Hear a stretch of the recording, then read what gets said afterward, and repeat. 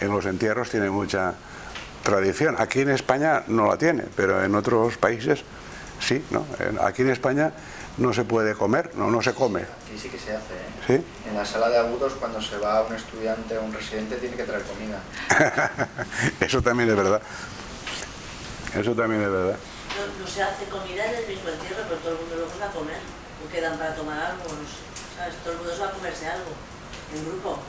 Ya. Un grupo más grande, más pequeño, con la experiencia que tengo es esa, todo el mundo quedamos, tomamos algo, vamos a comer juntos, vamos a... Está claro. Lo que no se hace es Bueno, eso será aquí. En mi pueblo no se comía. En mi pueblo lo que se hace es ayuno, ¿no? Quiere decir que hay sitios donde se ayuna, hay sitios donde se come y sitios donde se celebra en el vecindario, pues, periódicamente, para recordar al finado, ¿no? Evidentemente en los países en los que pasa esto no hay duelo, es decir, no hay depresión, no hay depresiones, ¿no? Yo no conozco ningún caso de ningún rumano que tenga depresión porque se murió su abuela, ¿no? Ninguno, ¿no? Me refiero a países del este, ¿no? Sin embargo, en los países mediterráneos los duelos pues son muy frecuentes y lo sabéis, ¿no? Que la gente va a la USM a consultar por un duelo cuando hace 3 días que se murió el finado, ¿no? Y van a que les den el Orfidal o el Seroxat o no sé qué, porque las pastillas... Hay que comer algo, ¿no? Aunque sea un Orfidal, ¿no? Bueno, voy a contaros ahora 3 casos de duelo para que veáis un poco que esto del duelo no es una cosa fácil de discriminar de lo traumático, ¿no? De lo traumático. Mari Carmen es una persona que yo conozco y que hace un tiempo vino a hablar conmigo y para contarme que estaba deprimida, porque presentaba un cuadro depresivo, y para que le recetara algo. Y me dijo, no, es que lo que me pasa a mí es que a raíz de mi divorcio tengo un duelo. Ella tenía una teoría, ¿no? Tengo un duelo porque me he divorciado, ¿no? El marido era médico, ella era psicóloga y ella tenía una teoría, ¿no? Y yo le dije, ¿pero quién ha dejado a quién? ¿Él a ti o tú a ella? ¿O tú a él? Me dice, no, me ha dejado él a mí. Y yo le dije, ¿y qué te ha dejado? ¿Por una más joven o por una más mayor? Dice, no, por una más joven. Y yo, entonces, ¿de qué duelo estamos hablando? Eso es una derrota. Eso es una depresión por derrota. Tú no estás triste porque tengas un duelo. Tú estás triste porque has sido derrotada. Y cuando uno ha sido derrotado, lo peor que puede hacer es no aceptar la derrota. Lo peor que uno puede hacer es atribuirlo a otra cosa, ¿no? Eso es una depresión por derrota, ¿eh? Y tiene otro mecanismo que no es el duelo, que no es la pérdida. Ella no está deprimida por la pérdida. Ella está deprimida por su orgullo, porque ha sido herido su narcisismo. No es lo mismo.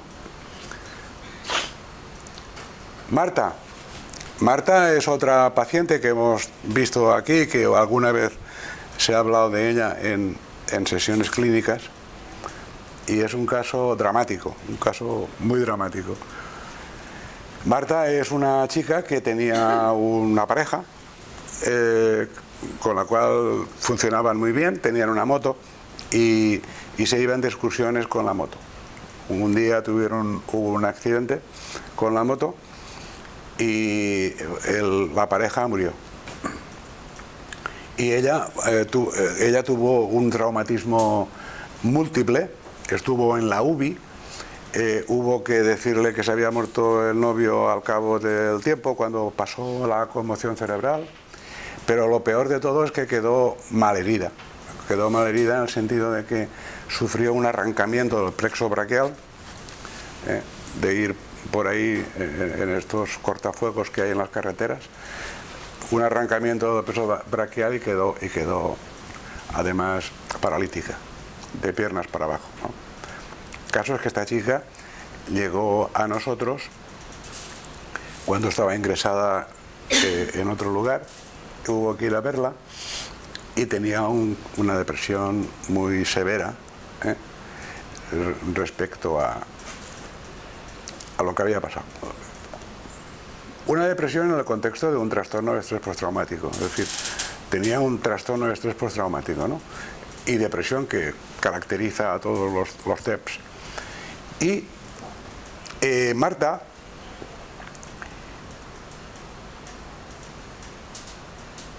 era un caso de esos que dices, bueno, esto es un caso de trauma, ¿no? De trauma, de pérdida brutal, de enfermedad, digamos, de haber quedado dependiente.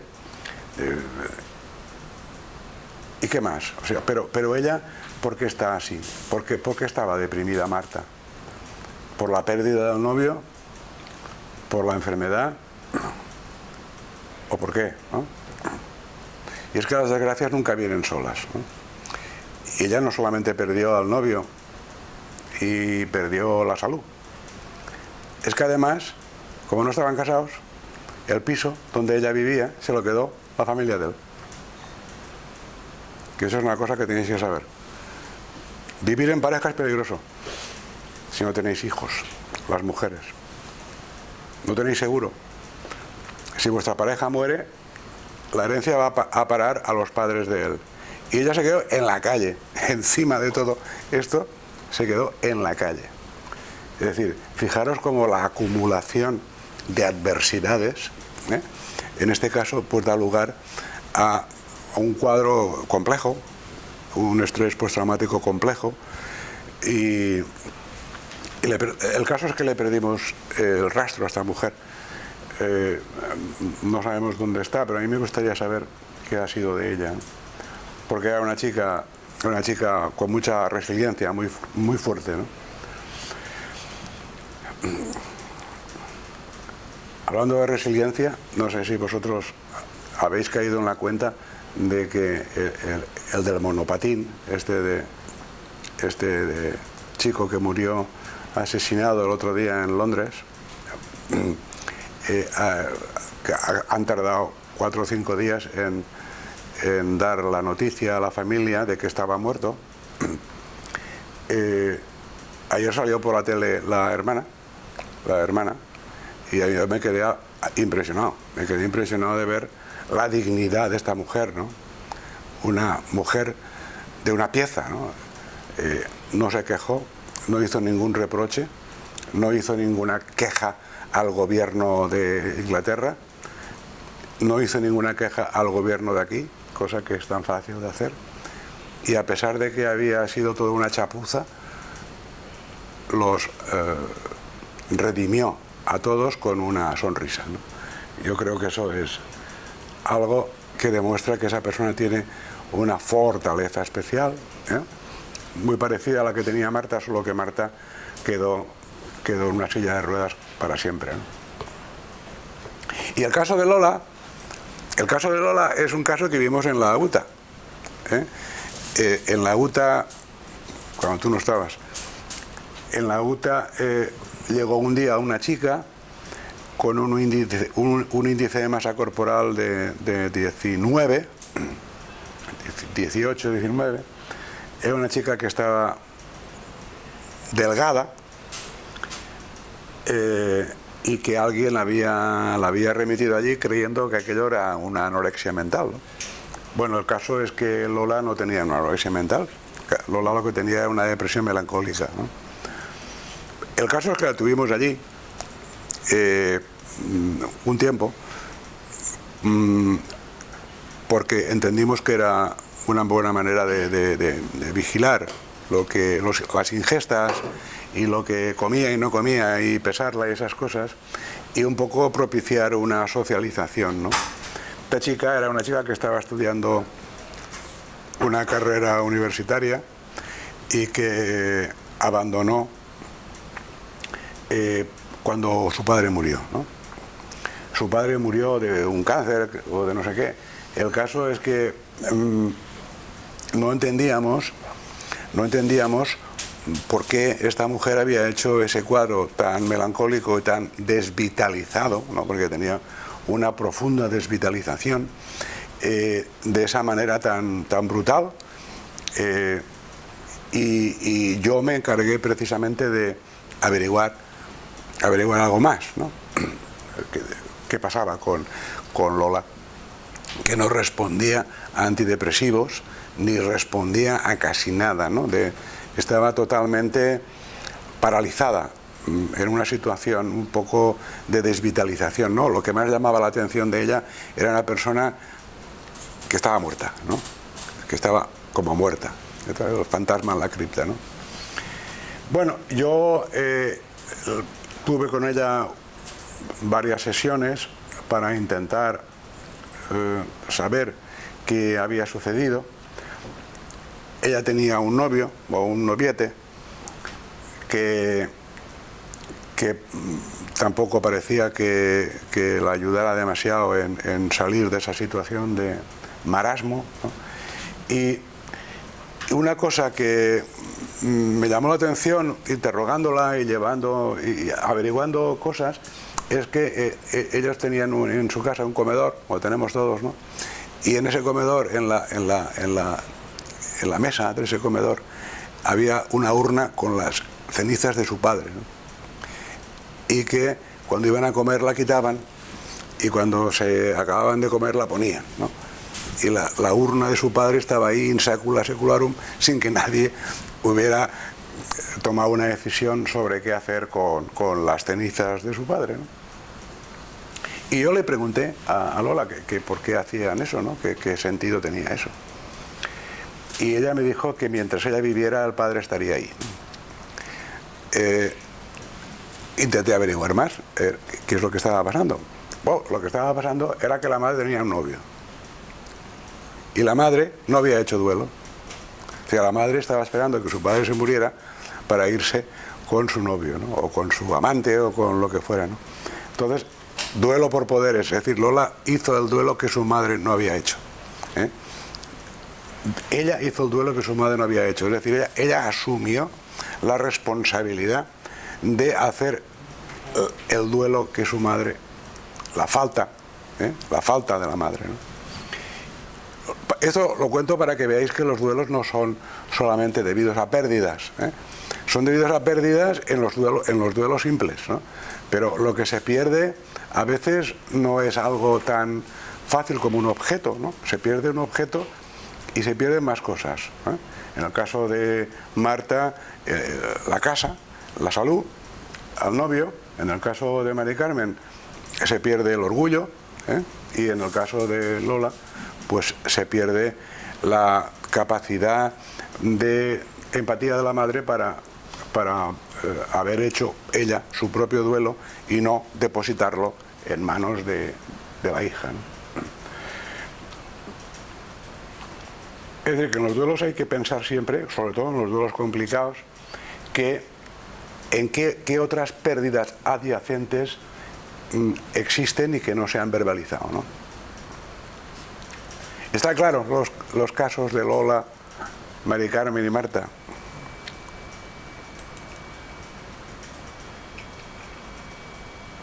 Una cosa que yo os quería decir antes de que disolvamos este grupo es que aprendáis a entender el cerebro como lo que es, un sistema complejo. Es decir, el cerebro y el hígado no tienen nada que ver entre sí. No tienen nada que ver en el sentido de que el hígado es un sistema lineal. Lineal quiere decir que no es complejo. Puede ser muy complicado. Es muy complicado el hígado, pero no es complejo, ¿eh? Complejo quiere decir, como ahora veremos, un lugar donde no existen las leyes de la causalidad. O las leyes de la causalidad tienen otra interpretación que está más cerca de lo caótico y lo no lineal que de lo lineal, ¿no? Con esto, ¿qué quiero decir? Quiero decir que ante una adversidad, una persona puede reaccionar de una manera y otra de otra, y otra de ninguna. Es decir, que cada persona adopta un estilo distinto con respecto a cómo tramita sus adversidades o sus traumas o sus estresores, ¿no? Para que entendáis bien qué es esto de un sistema complejo, os lo diré de una manera muy fácil, ¿no? Vosotros sois individuos, todos los que estáis aquí tenéis un cerebro, todos los que estáis aquí sois un individuo que tiene un organismo, que tiene vida propia, pensamiento propio, opiniones propias, etcétera, ¿no? Como las neuronas, cada neurona es diferente, ¿no?, de las demás. Son todas primas hermanas, pero todas diferentes. Como las abejas, ¿no? Las abejas, pues son prácticamente todas iguales, tienen el mismo genoma, las obreras, los zánganos tienen un genoma diferente, pero constituyen un todo que se llama enjambre, ¿no? El enjambre es lo que se llama una emergencia. Una emergencia quiere decir una entidad que emerge del conjunto de las abejas, pero que no es la abeja, ni es la suma de las abejas. El cerebro, en cierta manera, es lo mismo.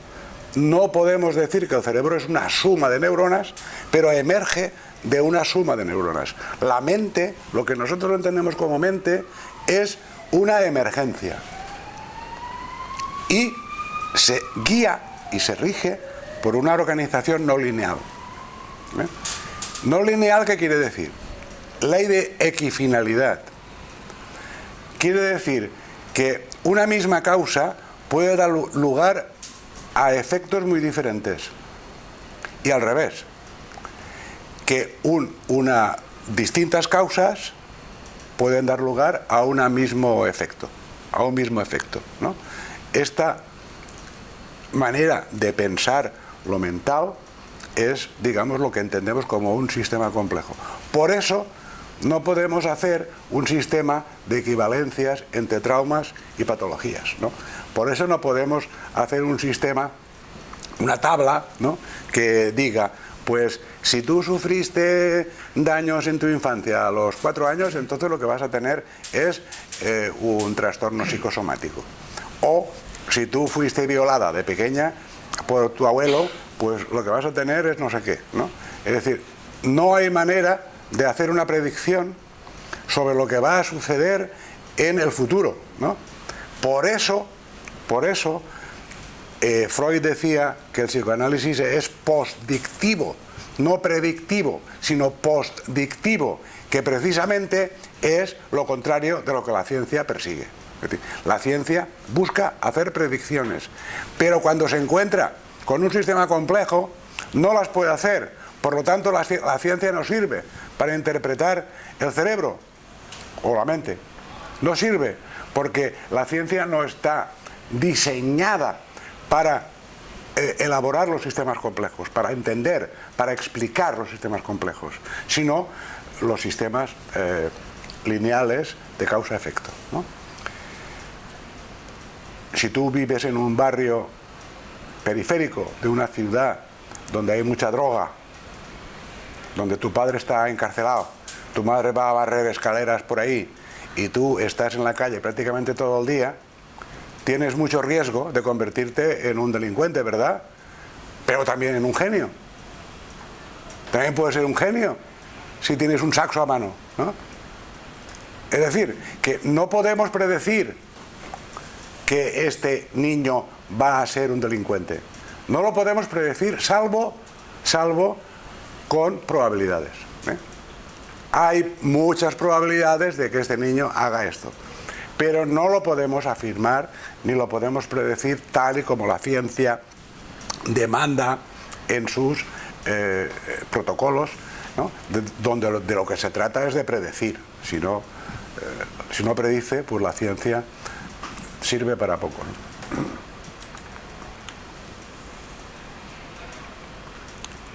Bueno, esto lo acabo.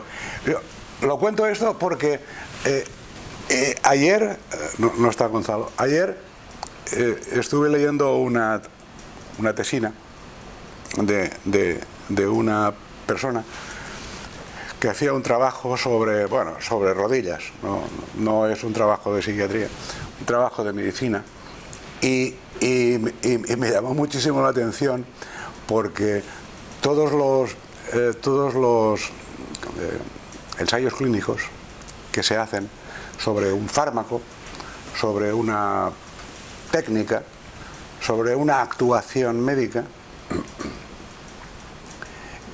hay que demostrar que el fármaco o la técnica es superior al placebo, ¿no? Pues, sabéis eso, ¿no? El doble ciego y todo este rollo, ¿no? Y resulta que después de leer el trabajo de investigación de esta persona, muy bueno, porque es un análisis de la metodología científica, uno llega a la conclusión de que con metodología científica no se puede demostrar nada. Se puede demostrar que algo no funciona, pero lo que funciona no sabemos por qué funciona, ¿no? Entonces es muy curioso porque lo que funciona gracias al placebo. Es decir, sin placebo, sin ruido, las señales no llegan. Por lo tanto, el placebo y la señal tienen que analizarse juntos, ¿no? Si los ensayos clínicos lo que tratan de demostrar, o una psicoterapia, ¿no? Vamos a demostrar que la psicoterapia tal es más eficaz que el placebo, ¿no? Imposible. Es imposible. No lo vas a demostrar en tu vida. Porque la metodología científica no está diseñada para entender la complejidad de un individuo, de un organismo. Está diseñada para otra cosa, ¿no? Para ver en química o en un sistema cerrado, pero no en un sistema abierto, que es el que da lugar a distintos desarrollos en relación con ese intercambio que hace el cerebro de energía con su medio ambiente, ¿no? Es decir, el medio ambiente y el cerebro es un poco lo mismo, ¿no? Podemos estudiar el cerebro como sistema cerrado, pero cuando nos metemos con el cerebro como un sistema abierto, ya la cosa, nos hemos metido en la complejidad, y la complejidad modifica totalmente la estrategia, ¿no? Además tenemos que recordar que somos plásticos, y ser plástico quiere decir que venimos a medio hacer, ¿no? Que nosotros cuando nacemos tenemos una serie de neuronas madre en el tallo cerebral, pero que estas neuronas madre tienen que empezar a emitir axones de abajo arriba y de atrás adelante, ¿no? Y que esto tarda 20 años en darse por completo en nuestra especie, y que hay que entender que cuando hablamos de algo neurobiológico, pues estamos hablando de un fenómeno plástico que no se acaba con la definición del problema, sino que está sometido a vaivenes, a esos vaivenes de plasticidad y del neurodesarrollo, ¿no?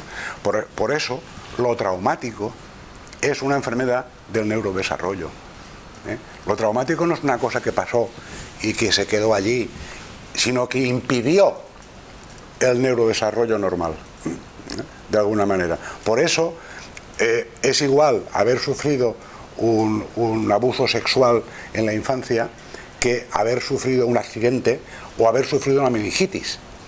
Da igual, lo que importa es la detención del desarrollo o la distorsión en el neurodesarrollo, ¿no? Bueno, ya vimos el otro día en el caso de Rhodes, pues que los diagnósticos de James Rhodes pues indicaban pues que el trauma puede tener la ley de la equifinalidad, ¿no? De que puede ser todo verdad, ¿no? De que todas estas enfermedades pues pueden ser diagnosticadas en una persona que va a lo largo de su vida presentando una serie de síntomas en función de lo que le pasa en la vida y en función de los líos que se mete, ¿no?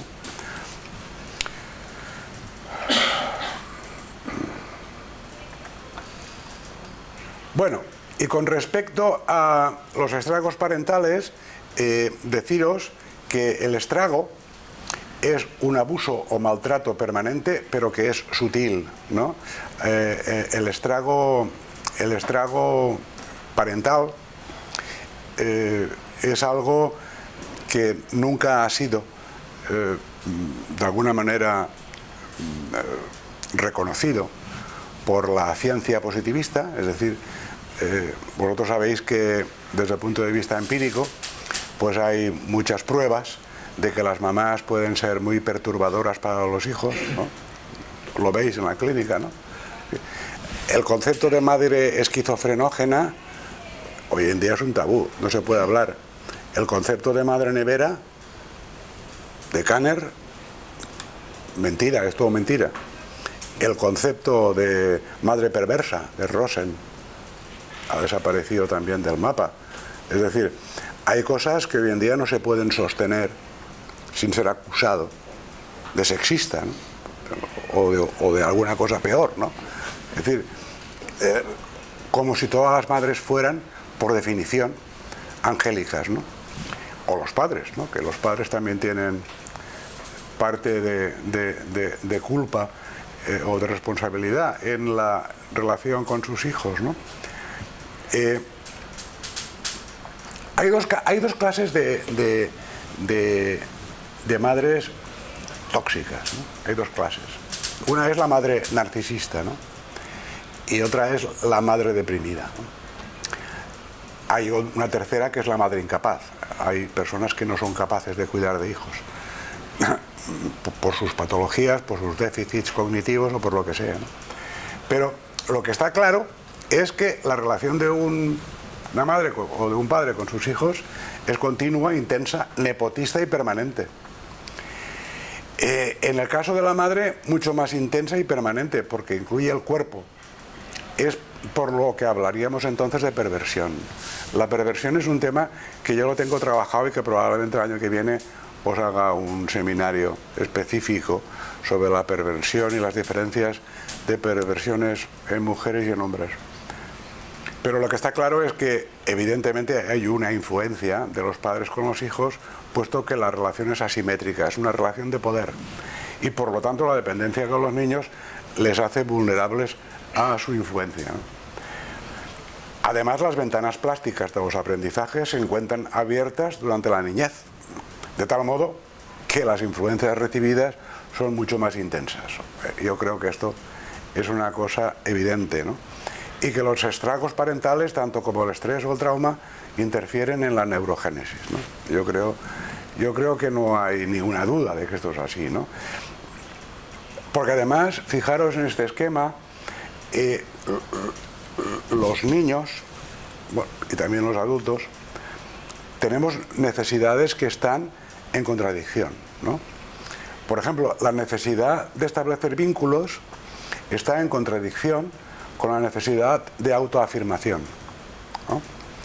Y la necesidad sexual y la necesidad de preservación se encuentran en polos opuestos, ¿no? Es decir, hay una serie de necesidades que están aquí fuera. La primera de todas es la de sobrevivir, ¿no? Sobrevivir es un mandato divino, ¿no? Sobrevive. Y el sexo es, digamos, su antítesis, ¿no? Es decir, haz sobrevivir en otros, ¿no?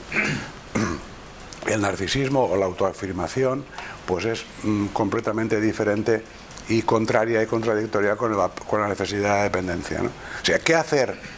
¿Cómo autoafirmarse si yo necesito depender de alguien? O sea, ¿eso cómo se come, no? Pues precisamente con esto tienen que lidiar los padres y las madres de los niños durante esa transición que llamamos infancia, ¿no? Fijaros que el amor es lo que lo resuelve todo. El amor es el que atraviesa de atrás adelante y de arriba abajo todo este sistema, y lo hace, digamos, de alguna manera predecible, ¿no? Sin amor, desde luego, no funciona nada, ¿no? Sin amor es imposible que funcione nada de esto, ¿no? Por eso es tan importante y hacemos mucho hincapié casi siempre en el tema de las primeras relaciones amorosas, ¿no? En una película que se llama Her, donde una persona se enamora de un sistema operativo, una especie de novela de ciencia ficción, él se compra un sistema operativo que es Her, es decir, ella, y entonces el sistema operativo le hace un test, ¿no? Le hace un test a él y le pregunta: ¿cómo te llevabas con tu madre? Si dice bien, es un tema; si dice mal, es otro. La pregunta esencial, ¿no? ¿Cómo te llevabas con tu madre? Es la pregunta, esa es la pregunta. Bueno, yo me gustaría terminar con una frase que a mí me gusta mucho y que tiene que ver con la buena crianza, ¿no? La buena crianza es eso que pone ahí, ¿no? Contener, validar y escuchar, ¿no? Y una frase de Freud que decía que el malestar se extingue solo en los niños con la presencia y la escucha empática, en un entorno de confianza, ¿no? Y ahora me gustaría hacer un pequeño ejercicio para ver si vosotras y vosotros sabéis escuchar. Yo os voy a contar una adivinanza, y luego de que la cuente os haré una pregunta, y si la respondéis bien, pues sabéis escuchar, y si la respondéis mal, es que no sabéis escuchar, y ya podéis dejaros el PIR y el MIR y todo, y optar por la ginecología o cosas de ese estilo, ¿no? Bueno, la historia es la siguiente. Imaginaros que sois un conductor de autobús y que en la primera parada lleváis 4 viajeros. Cuando volvéis a parar, bajan 2 y suben 3. Y en la siguiente parada, baja 1 y suben 5. ¿Lo tenéis claro? Esta es la pregunta. ¿Qué número de zapatos tiene el conductor?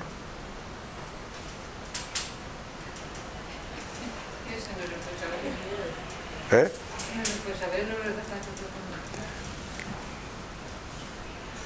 ¿Los genios de por aquí? ¿Eh? ¿Qué señalas? Somos el conductor, ¿no? Ah, claro.